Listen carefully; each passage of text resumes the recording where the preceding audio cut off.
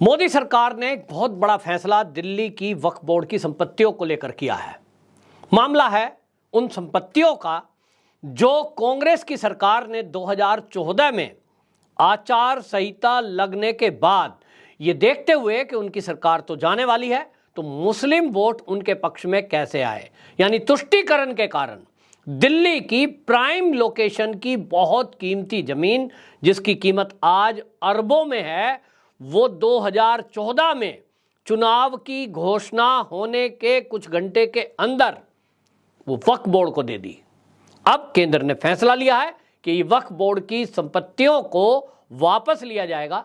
ये संपत्तियां कुल मिलाकर 123 हैं, अलग अलग लोकेशन पर हैं, जिसमें कई जो हैं वो दिल्ली का जो राजीव चौक यानी कनॉट प्लेस बोला जाता है वहां है, और एक उसमें जामा मस्जिद भी है जो नई संसद बन रही है दिल्ली की, जो देश की, और उस देश की संसद के पास में वो जामा मस्जिद है। वो वाली जामा मस्जिद नहीं जो लाल किले के सामने है, उसको शाही जामा मस्जिद बोलते हैं, लेकिन जो ये नई संसद बन रही है इसके पास है। और इसको लेकर के नोटिस दिया गया है। जो दिल्ली वक्फ बोर्ड के अध्यक्ष हैं अमानतुल्ला खान, जो आम आदमी पार्टी के नेता भी हैं, उनको भी ये नोटिस दिया गया है। अमानतुल्ला खान से इस बारे में केंद्र सरकार ने जवाब मांगा था कि ये जो संपत्तियां हैं जिन पर आपने अधिकार जमाया है, ये क्योंकि गैर कानूनी है, आचार संहिता लगने के बाद ये चीजें हुई जो कि इंप्लीमेंट नहीं होती, और कुल मिलाकर के आपके पास जब इसके अधिकार नहीं है, पेपर नहीं है, सरकार के एक नोटिफिकेशन से ये आपको मिला है, तो इसकी प्रॉपर्टी के पेपर दिखाए जाएं जो भी दिल्ली में प्रॉपर्टी दिल्ली वक्फ बोर्ड के पास है। इसको लेकर जो खबरें आ रही हैं वो ये कि वक्फ बोर्ड की संपत्तियों को लेकर अभी तक कोई आपत्ति दर्ज नहीं कराई गई, लेकिन अमानतुल्ला खान समेत कुछ संगठन हाई कोर्ट पहुंचे, और दिल्ली हाई कोर्ट पहुंचकर अमानतुल्ला खान की तरफ से वकील प्रस्तुत हुए। उन्होंने ये कहा कि जी केंद्र ने हमें नोटिस दिया है, हम इस पर जवाब देंगे, हम इस पर पेपर दिखाएंगे, लेकिन इस बीच किसी भी प्रॉपर्टी पर कोई तोड़फोड़ ना की जाए। हाई कोर्ट ने आदेश दिया है, और केंद्र ने भी जवाब में हाई कोर्ट को यह बताया है कि हम किसी भी संपत्ति पर अभी कोई तोड़फोड़ नहीं करने जा रहे हैं। एक प्रक्रिया अपनाई जाएगी, और उस प्रक्रिया को अपना करके, जैसा मैंने कहा, एक नोटिफिकेशन जारी कर दिया गया था, चुनाव घोषणा हो चुके थे। अब इसको लेकर के दिल्ली में जो विशेष सत्र बुलाया जा रहा है सदन का, मेरा अनुमान है, मुझे इस बारे में कुछ सूत्रों से पता चला है कि जो अभी सितंबर महीने में मोदी सरकार ने विशेष सत्र बुलाया है 15 तारीख से लेकर 15 सितंबर से 22 सितंबर तक, इसी के अंदर यह संशोधन किया जा सकता है। जो नोटिफिकेशन और संशोधन करके वक्फ बोर्ड की संपत्तियां ये सौंप दी गई थी दिल्ली वक्फ बोर्ड को, इसको सरकार वापस ला सकती है। और इस कानून का संशोधन करके, क्योंकि आप किसी एक नोटिफिकेशन से इस तरह लाकर बाद में कानून बनाकर कैसे कर सकते हैं, नोटिफिकेशन दिया गया है तो ये अवैध है। और इसको लेकर के एक विचार विमर्श संसद के अंदर करने के बाद इस पर एक कानून ला लिया जाएगा, और ये अनुमान लगाया जा रहा है कि जो विशेष सत्र आ रहा है, इसी संसद के विशेष सत्र में मोदी सरकार इस पर एक बड़ा कानून ला सकती है, ताकि ये वक्फ बोर्ड की जो संपत्तियों के नाम पर लूट मची हुई है इसको रोका जा सके और सरकार उन संपत्तियों को वापस ले सके। होता यह है कि पहले की सरकारों ने, कांग्रेस की सरकारों के टाइम पे ये संपत्तियां जो दी हैं, इसके अलावा भी आसपास की बहुत सारी सरकारी जमीन वक्फ बोर्ड ने अपने कब्जे में ले ली। और देखने में तो ये आया कि वो जो राज्यों के वक्फ बोर्ड हैं, उन्होंने आगे उस प्रॉपर्टियों को अवैध रूप से कई जगह तो कॉलोनी काट दी है, कहीं उसको किराए पर दे दिया है, कहीं उसमें बैंक बना दिए हैं, इस तरह की रिपोर्ट भी आई। तब ये सवाल उठता है कि धर्म के काम के लिए दान में दी गई जमीन वो वक्फ बोर्ड लेता है, तो सरकार ने भी यदि कोई दान दी है, क्या उस पर कोई सामाजिक एक्टिविटी हो रही है, क्या उस पर कोई स्कूल बना है, क्या उस पर कोई अस्पताल बना है? क्योंकि सरकार यदि किसी को भी सरकारी जमीन देती है, उसके लिए कानून बनाकर उसमें दी जाती है, तो उस पर यह जरूरी है कि ऐसा कुछ काम किया जाए जो समाज के हित का हो। और ये आप देखते हैं कि सरकार ऐसा नहीं है कि खाली ये मुस्लिम वक्फ बोर्ड जो है इनको देती है, मंदिरों को भी दी जाती है, कई ऐसे अनाथालय हैं, कई ऐसे आश्रम हैं जिनको दी जाती है, लेकिन उसके लिए कंडीशन सरकार की यही है कि उसमें आप कोई चैरिटी का यानी समाज सेवा का कोई काम कर रहे हैं। यदि आप ऐसा नहीं कर रहे हैं तो सरकार उस प्रॉपर्टी को वापस ले लेती है, उसका भी कानून है।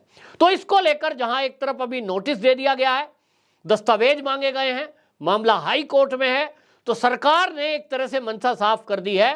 और आपको बता दें, इस मामले में लेकर शहरी विकास मंत्रालय ने वक्फ बोर्ड को जो नोटिस जारी किया है, उन्होंने कहा कि आपके पास जो भी दस्तावेज हैं कि प्रॉपर्टी आपकी, वो आपके पास अधिकार है, इसमें वो पेपर मांग रहे हैं जिसमें आपको दान में दी गई है।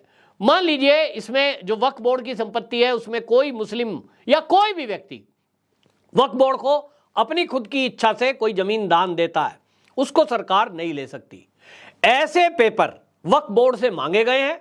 अभी मामला दिल्ली वक्फ बोर्ड तक है, फिर ये पूरे देश तक हो सकता है, लेकिन फिलहाल ये दिल्ली पर फोकस है। तो दिल्ली में वक्फ बोर्ड से ये पेपर मांगे गए हैं। जो पेपर ऐसे वक्फ बोर्ड के पास होंगे कि वो आम जनता ने, किसी ने दान में दी है, उसको सरकार अधिग्रहण नहीं कर सकती। लेकिन जो सरकार की दी हुई भूमि है उसको वापस सरकार का लेने का अधिकार है।